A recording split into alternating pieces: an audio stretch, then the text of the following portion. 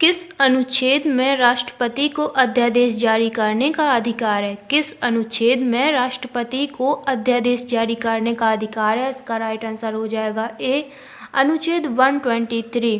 इसके महत्वपूर्ण बिंदु देख लेते हैं। राष्ट्रपति संसद सत्र के बीच में अध्यादेश जारी कर सकते हैं। अध्यादेश की वैधता 6 महीने तक होती है। अगला क्वेश्चन देखते हैं। संविधान की प्रस्तावना में धर्मनिरपेक्ष शब्द कब जोड़ा गया? संविधान की प्रस्तावना में धर्मनिरपेक्ष शब्द कब जोड़ा गया? इसका राइट आंसर हो जाएगा बी, 1976 में जोड़ा गया है। इसके इम्पोर्टेंट बिंदु देख लेते हैं। 42वें संविधान संशोधन के तहत धर्मनिरपेक्ष, समाजवादी और अखंडता शब्द संविधान में जोड़े गए थे। अगला क्वेश्चन देखते हैं। भारत का पहला उपराष्ट्रपति कौन था? भारत के पहले उपराष्ट्रपति कौन थे? इसका राइट आंसर हो जाएगा बी, सर्वपल्ली राधाकृष्णन। उन्होंने 1952 से 1962 तक उपराष्ट्रपति का पद संभाला। अगला क्वेश्चन देख लेते हैं। राज्यपाल का वेतन किस पर निर्भर करता है? राज्यपाल का वेतन किस पर निर्भर करता है? इसका राइट आंसर हो जाएगा बी, केंद्र सरकार पर।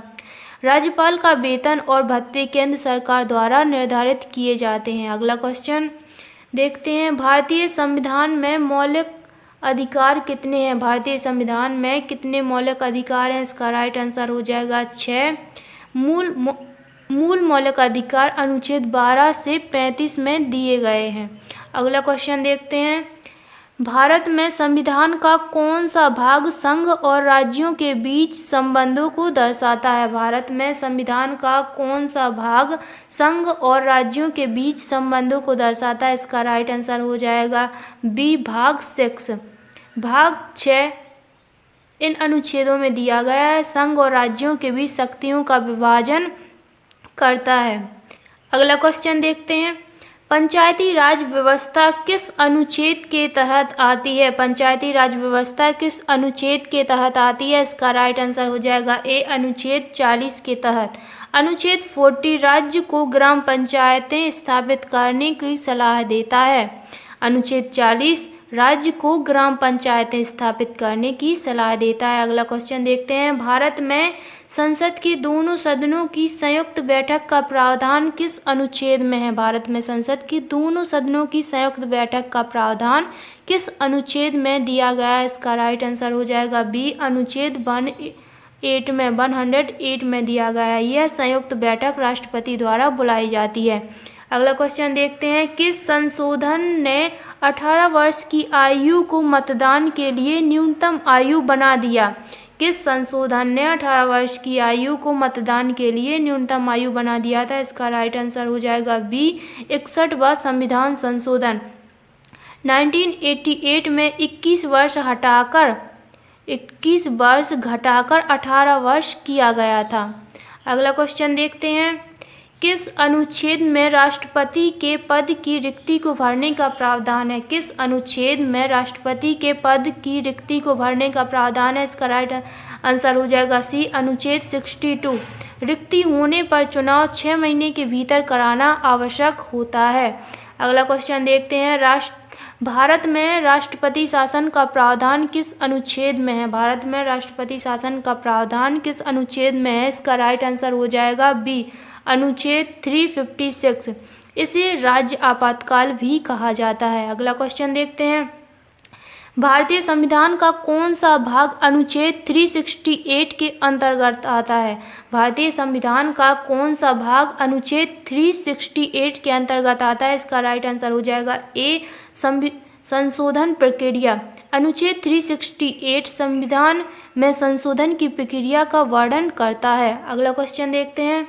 किस समिति ने संविधान के मसौदे को तैयार किया? किस समिति ने संविधान के मसौदे को तैयार किया? इसका राइट आंसर हो जाएगा बी, मसौदा समिति। मसौदे समिति को अन्य नामों से भी जाना जाता है, जैसे प्रारूप समिति, पांडुलेखन समिति, ड्राफ्टिंग समिति आदि नामों से जाना जाता है।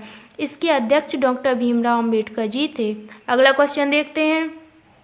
भारत के किस अनुच्छेद में विधायिका को अभिव्यक्ति की स्वतंत्रता दी गई है? भारत के किस अनुच्छेद में विधायिका को अभिव्यक्ति की स्वतंत्रता दी गई है? इसका राइट आंसर हो जाएगा ए, अनुच्छेद इसका राइट आंसर हो जाएगा अनुच्छेद 105 में। संसद के सदस्यों को अभिव्यक्ति की स्वतंत्रता दी जाती है। अगला क्वेश्चन देखते हैं, संविधान का कौन सा भाग मूल कर्तव्यों का उल्लेख करता है? संविधान का कौन सा भाग मूल कर्तव्यों का उल्लेख करता है? इसका राइट आंसर हो जाएगा सी, भाग 4A। भाग 4A में मौलिक कर्तव्यों का प्रावधान है। भाग ए में क्या है? मौलिक कर्तव्यों का प्रावधान दिया गया है। अगला क्वेश्चन देखते हैं, भारत का प्रथम विधि आयोग किसने स्थापित किया? भारत का प्रथम विधि आयोग किसने स्थापित किया? इसका राइट आंसर हो जाएगा लॉर्ड मैकाले। इसका राइट आंसर हो जाएगा बी, लॉर्ड मैकाले के द्वारा किया गया था। यह 1834 में स्थापित किया गया था। यह 1834 में स्थापित किया गया था। अगला क्वेश्चन देखते हैं, भारतीय संविधान के किस अनुच्छेद में वित्त आयोग का प्रावधान है? भारतीय संविधान के किस अनुच्छेद में वित्त आयोग का प्रावधान दिया गया है? इसका राइट आंसर हो जाएगा बी, अनुच्छेद 280, अनुच्छेद 280 में वित्त आयोग का गठन हर 5 वर्षों में होता है। अगला क्वेश्चन देखते हैं, संविधान में संसदीय प्रणाली का आधार किससे लिया गया है? संविधान में संसदीय प्रणाली का जो आधार है वह किससे लिया गया है? इसका राइट आंसर हो जाएगा बी, ब्रिटेन से लिया गया है। संसदीय प्रणाली ब्रिटेन मॉडल पर आधारित है। भारतीय संविधान की संसदीय प्रणाली है जो ब्रिटेन के मॉडल पर आधारित है। अगला क्वेश्चन देखते हैं, भारत में प्रोटेम स्पीकर का मुख्य कार्य क्या है? भारत में प्रोटेम स्पीकर का मुख्य कार्य क्या है? इसका राइट आंसर हो जाएगा सी, सदस्यों को शपथ दिलाना। सदस्यों को शपथ दिलाना इसका मुख्य कार्य हो जाएगा। प्रोटेम स्पीकर का कार्यकाल अस्थायी होता है।